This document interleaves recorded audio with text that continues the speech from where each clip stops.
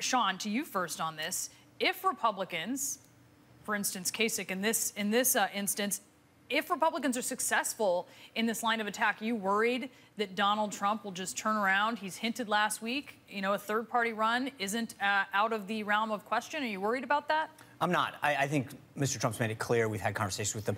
He understands the importance of staying a Republican. He signed the pledge. He understands that any break in the Republicans will help Hillary Clinton get elected, and that's something that he won't stand for. But I think getting to the video, look, it's no surprise we at the RNC really invoke Reagan's 11th commandment. We believe that our candidates should be focused on expressing their vision on why they want to be president of the United States and focusing their attacks on Hillary Clinton, the presumptive Democratic nominee. That's the only thing that keeps the Republicans together.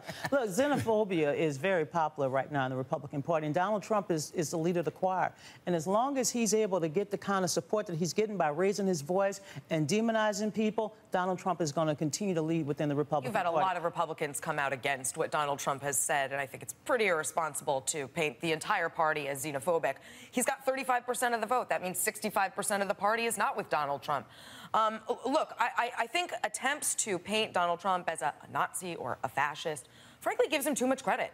To assume that he's got some kind of guiding principle leading him through any of this, I think is giving him way too much credit. I think he is purely acting on reflex and responding to, the crowds, and we just are kind of along for the ride. Well, the video was good. Yeah, I thought the video was really good. I thought that Kasich, we're talking about him this morning. People are talking about him across the country, and, his name hasn't been one that's been on the rise lately. But Donald Trump does use bigoted language. Donald Trump does use language that is xenophobic, to say the least. He's offended everyone, I think, in this country except rich white men. And so, when you have that type of dialogue, when you have that type of rhetoric, I'm just glad somebody finally punched him back in the mouth. Are you worried, Sean, he's that... offended rich white men, too. I was going to say, I think he actually has. But, Donna, you hear what Donna's saying. You hear what Hillary Clinton is saying. She's painting all Republicans with this Donald Trump brush. Right. Don't you worry about that? And you know why? Because look, when you look at every battleground poll, every one of our candidates beats her head-to-head, not just nationwide, but in key battleground states. So we can talk about that, but the reality is that if I were a Democrat, if I were Donna or Bakari, what I would be concerned about is that they have put all of their eggs in one basket, and that basket is broken. Hillary Clinton's unfavorables are so off the chart, it's unbelievable. She has no trust. She flip-flops on every issue. They have a set of rules for themselves that they follow. That's true. And the fact of the matter is that Sean, with 100% name ID, people... The Republican brand is unfavorable. Don't worry about the Republican brand. Look at the head-to-head. And right now, Hillary Clinton loses every day of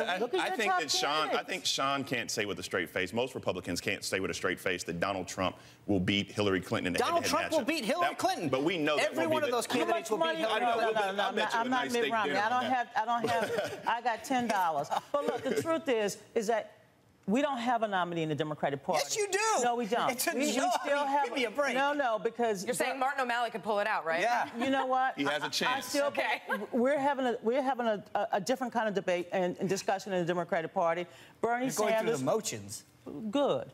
Because that's good. That improves democracy, that strengthens our debate within our party, and that gives us a very strong, viable candidate when our process is over. I think Russia's had more vibrant. But I do believe that one of the three candidates will become the 45th president of the United States.